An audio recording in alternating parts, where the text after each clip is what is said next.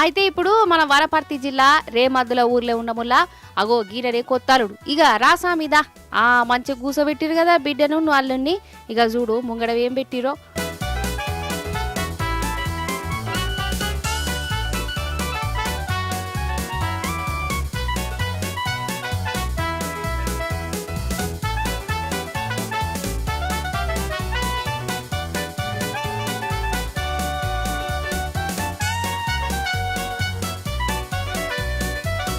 వామ్మో అన్ని స్వీట్లే కాదు దీపాలంటేనే మిఠాయిలాయే.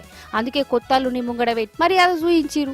అయితే ఈ నడుమనే లగ్గమైందట. ఇక ఫస్ట్ సారి మొన్న దీపాల నాడు అల్లుడు అత్తగారింటికి వచ్చిండు.